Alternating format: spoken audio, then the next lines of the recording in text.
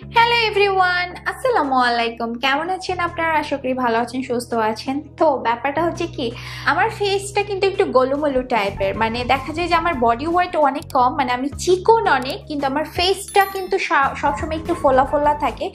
যদি আমি এই ফেস এক্সারসাইজ করে অনেকটাই কমিয়েছি ফেসটা, তবুও দেখা যায় যে আমার গালটা একটু ফোলা ফোলা থাকে। এই জন্য দেখা যায় যে আমার ওজন যতটা কম ততটা মনে হয় না। এই গালের জন্য মানে ফেসটা যেহেতু একটু ফোলা ফোলা, এই জন্য আমাকে মনে হয় যে আমার ওজনটা একটু বেশি, এটা মনে হয়।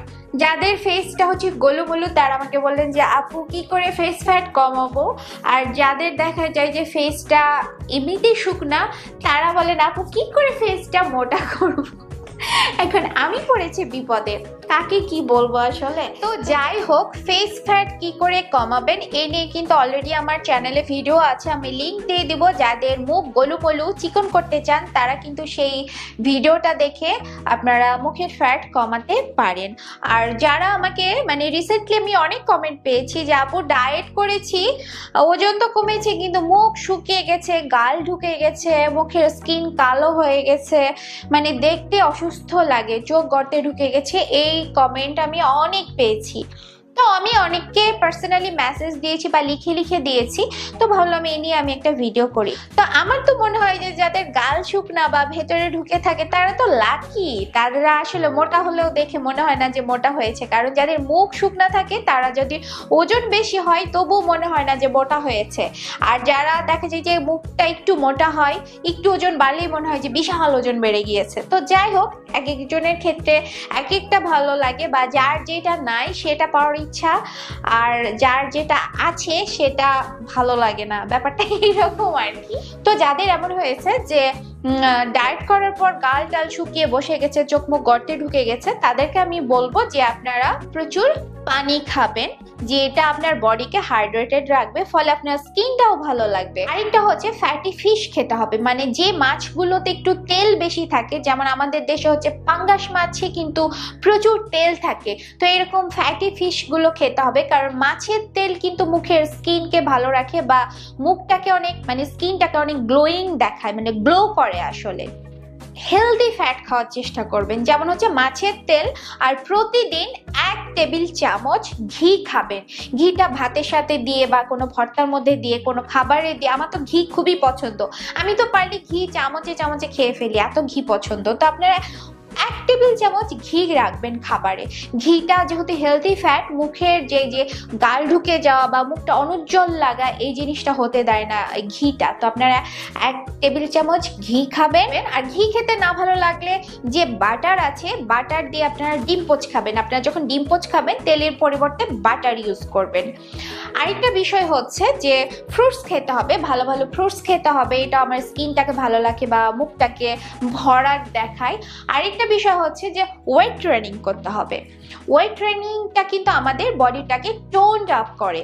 তো আপনার কাছে যদি ডাম্বেল না থাকে তো আপনি পানির বোতল দিয়েও কিন্তু ওয়েট ট্রেনিং করতে পারেন। ওয়েট ট্রেনিং কিভাবে করে নিয়ে কিন্তু আমার ভিডিও দেয়া আছে চ্যানেলে, আপনারা সেটা দেখে প্র্যাকটিস করতে পারেন, বা জিমে গিয়ে প্র্যাকটিস করতে পারেন, বা অন্য আরো অনেকের ভিডিও আছে সেগুলো দেখেও প্র্যাকটিস করতে পারেন। ওয়েট ট্রেনিং করলে কিন্তু বডি টোনড হয়ে যায়, মানে সুন্দর লাগে দেখতে, বডিটা টান টান হয়ে থাকে। আর যখন এক্সারসাইজ করবেন তখন নাক দিয়ে শ্বাসটা নিবেন এবং মুখ দিয়ে ছাড়ার চেষ্টা করবেন, তাহলে দেখা যাবে প্রতিটা কোষে কোষে অক্সিজেন ছড়িয়ে গিয়েছে।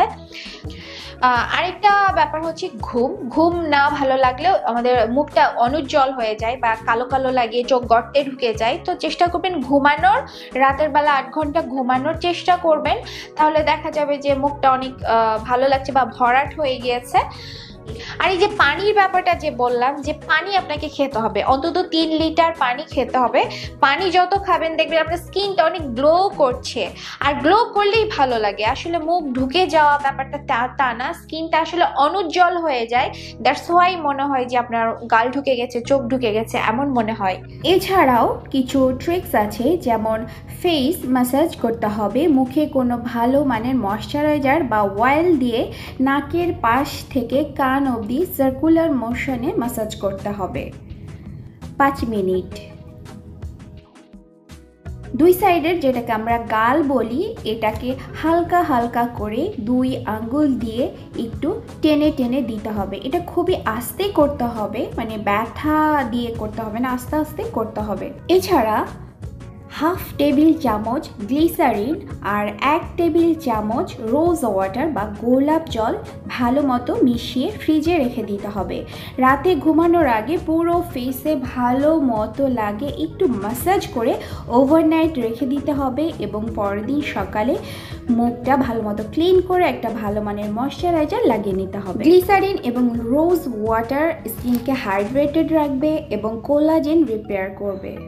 অ্যালোভেরা জেল মুখে লাগিয়ে 5 মিনিট ভালো মতো ম্যাসাজ করে 30 মিনিট সময় নিয়ে রেখে দিতে হবে, দেন ধুয়ে ফেলতে হবে। এছাড়া অ্যালোভেরা জুসও খেতে পারেন। 1 গ্লাস জুস অ্যালোভেরা জুস প্রতিদিন খেয়ে নিতে পারেন।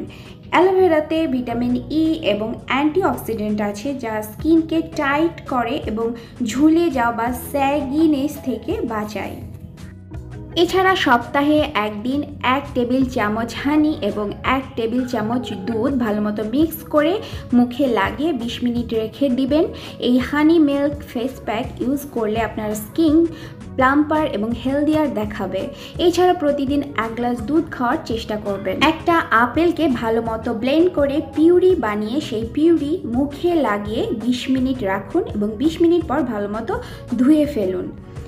অ্যাপেলে antioxidant vitamin A B C আছে যা ড্যামেজ টিস্যুকে ঠিক করে এবং রিঙ্কেল পড়া থেকে বাঁচায়।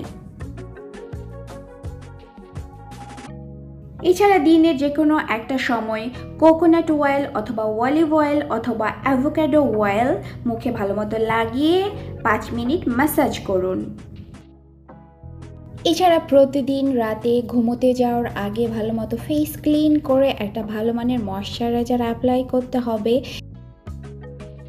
দিনের বেলা বাইরে যাবার সময় ভালো মতো সানস্ক্রিন অ্যাপ্লাই করতে হবে, না হলে সূর্যের অতিবেগুনি রশ্মির প্রভাবে স্কিন ড্যামেজ হয়ে যায় বা ঝুলে যায় বা অনুজ্জ্বল দেখায়।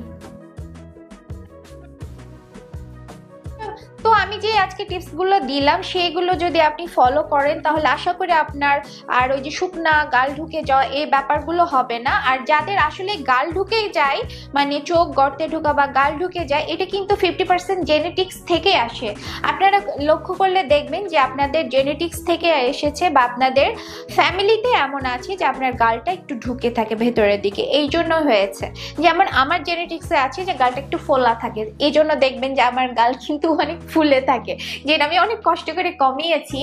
তো যাই হোক, আশা করি আজকের ভিডিওটি আপনাদের ভালো লেগেছে। আর ভালো লেগে থাকলে অবশ্যই লাইক দিবেন, শেয়ার দিবেন এবং সাবস্ক্রাইব করবেন। তাহলে আজকের মতো এখানে শেষ করছি। ভালো থাকবেন, সুস্থ থাকবেন।